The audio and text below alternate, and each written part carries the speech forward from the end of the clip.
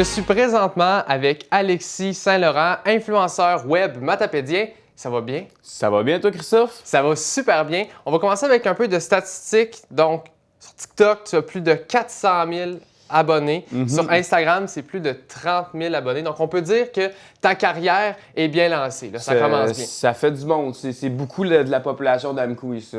400 000, c'est quoi? Peut-être 20 fois? Non, on est 6 000. On est 6 000 à Amkoui. Écoute, c'est plus que 20 fois, là, je pense. Là. Ouais. Mes calculs sont vraiment bons. Pour commencer, comment les médias sociaux sont arrivés dans ta vie? Oh my God, ça fait tellement longtemps là, que c'est arrivé dans ma vie. Là, on se connaît, ça fait des années. Moi, depuis que je suis tout jeune, je fais des vidéos. On a commencé sur YouTube avec mon frère. On faisait des petites vidéos par-ci, par-là. Mais ma carrière a vraiment débuté en 2019 là, à cause de Michel Coutu puis la salle Jean Cossette. On a commencé à faire des vidéos avec des artistes. Fait que c'est ça qui a fait en sorte que ça a amené la visibilité.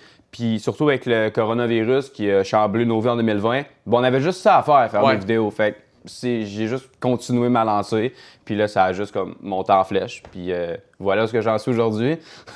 Concrètement, là, parlons un peu du métier d'influenceur, parce que c'est un métier, tout le monde connaît le terme, mais c'est pas tout le monde qui saisit un peu c'est quoi ce métier-là. C'est tout qu'un monde. C'est ça. Concrètement, là, c'est quoi les tâches que tu fais dans ce métier-là? T'exposes ta vie à 100%, tu montres ta vie à 100% à tout le monde.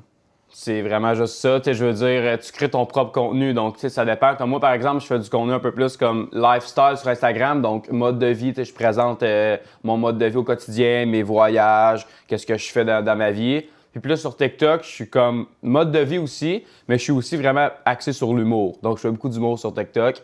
Fait que chacun son côté. Tu sais, comme il y en a qui vivent des influenceurs en montrant leur vie au complet. Fait que ça, c'est comme un peu, moi, mon style. Moi, je suis plus comme, je reste low-key, genre je reste un peu discret. Je montre ce que je veux montrer. Puis sur le côté, je fais mes sides, mes vidéos humour sur le côté. Qu'est-ce que tu aimes le plus dans ce métier-là? Les opportunités. Autant les opportunités voyage que les opportunités de se faire des amis. Comme ce métier-là, il m'a fait avoir beaucoup d'amis. Là, presque mes meilleurs amis, je les ai connus à cause du fait que je suis influenceur puis qu'on se croisait dans des événements, on se croisait en ville, etc. Fait que c'est vraiment pour l'opportunité d'avoir des nouveaux contacts, des nouveaux amis. Puis aussi pour les opportunités voyage. Je reviens de Toronto, là, comme 2-3 semaines, j'avais un contrat justement avec RBC, un gros contrat de tournage, c'était vraiment cool. Fait que ça permet vraiment de se déplacer. Là, puis j'adore ça. Moi, je suis vraiment quelqu'un qui adore voyager, donc ça me correspond vraiment beaucoup. Là. Oui, c'est ça. Tu en as fait mention parce que, oui, ton métier, c'est d'un peu de te mettre en lumière, mais tu as aussi des contrats vidéo, des contrats photos pour plusieurs compagnies. C'est avec ça que je gagne l'argent. Fait que c'est avec les contrats. Parce que sans contrat, tu fais pas d'argent. Fait que voilà, c'est avec les contrats. Tu en as fait mention un peu. Tu as commencé ta carrière sur YouTube. Maintenant, tu es surtout sur TikTok. 100%, ouais. Un peu comme tout le monde. On a suivi la vague. Ça, exact. Comment tu as vécu la transition YouTube-TikTok? Ça n'a pas vraiment été une transition, honnêtement. Parce que, tu sais, j'ai fait YouTube, mais c'est plus mon frère qui était sur YouTube. Puis moi, j'en faisais comme une par-ci, par-là. Puis à un moment donné, j'ai juste arrêté de rien faire pendant comme 1 an ou 2. Puis c'est là que j'ai commencé en secondaire 5, en 2019, à faire des TikTok. Fait qu'il n'y a pas vraiment eu de transition. C'est plus comme j'ai débarqué sur TikTok parce que c'était vraiment un coup de tête, là.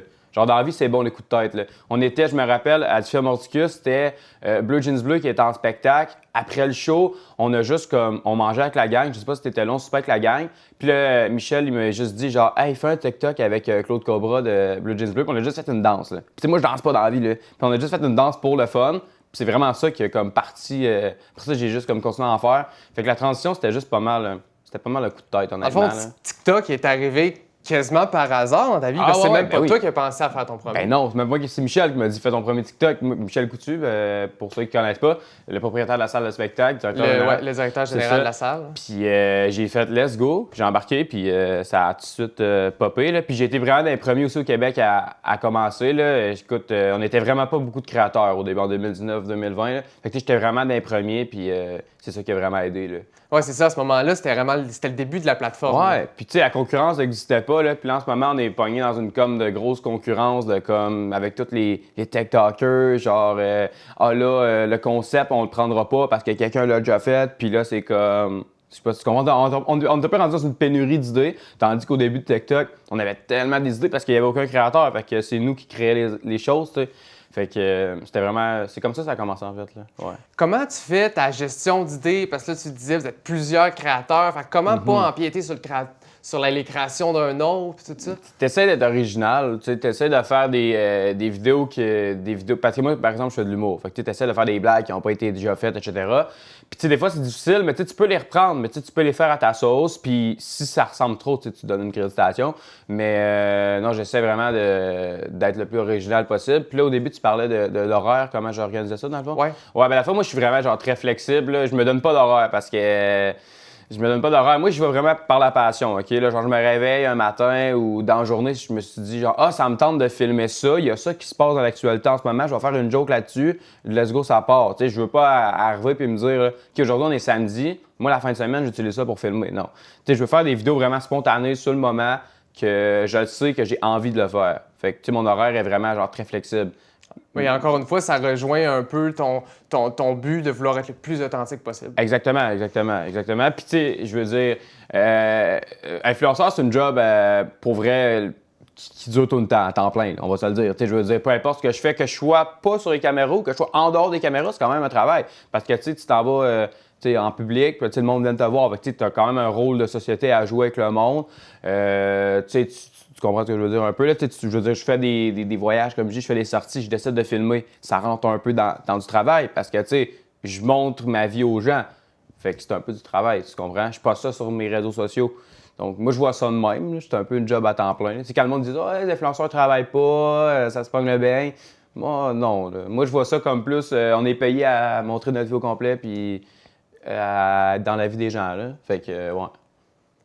Je me demandais parce que les réseaux sociaux, c'est super le fun, mais des fois, ça peut aussi être dérangeant, surtout pour les mauvais commentaires. On en parle souvent des mauvais commentaires, des gens qui font de la haine sur vraiment? les réseaux sociaux. Comment tu gères ça? Comment tu vis avec les haters, qu'on appelle? Ben moi, je vis avec, là. Tu sais, je veux dire, moi, j'ai la chance de pas avoir trop d'haters parce que, ben justement, je fais du contenu qui est humour, donc qui rejoint beaucoup de gens, puis beaucoup de gens aiment ça. Mais des fois, quand je fais des publicités, là, ça rejoint plusieurs personnes parce que les entreprises, dans le fond, ils boostent les pubs, ce qui fait en sorte qu'il y a des millions de personnes qui voient ça. Fait que c'est normal que je peux tomber sur des rejets pas contents. C'est plus ton public non, habituel. c'est ça. C'est mon public, mais avec toutes les autres, tu sais. Fait que ça fait en sorte que je pogne tout le monde, puis les commentaires négatifs, honnêtement, je fais juste les rire. Genre, j'en lis, puis des fois, puis je suis juste comme, c'est tellement drôle, là. Genre, le monde, ils vivent en 1930 encore, là, à lire les commentaires, là. Genre, ça me fait juste rire, pour vrai.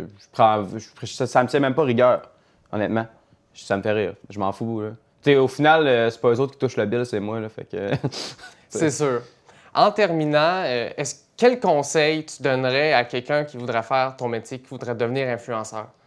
Quel conseil je donnerais? Restez authentique. Faites pas ça pour les mauvaises raisons. Faites pas ça pour je veux devenir populaire, non. Pour devenir populaire, il faut que, premièrement, tu aimes ce que tu fais. Soyez authentique, soyez original, soyez vous-même. Essayez pas de vous donner un style, puis essayez. Il vaut mieux essayer que ne pas essayer. Puis voilà. C'est ça le conseil que je donne. Bien, Alexis, merci beaucoup d'être venu à l'émission pour me parler de ce métier, décortiquer certains trucs. Merci à toi. Ben, ça me fait plaisir. Si on veut te suivre, bien entendu, ton compte TikTok, ton Instagram, tout ça va être marqué ici. Let's go. Puis merci encore d'être venu à l'émission. Yes, ça m'a fait plaisir. Bonne journée.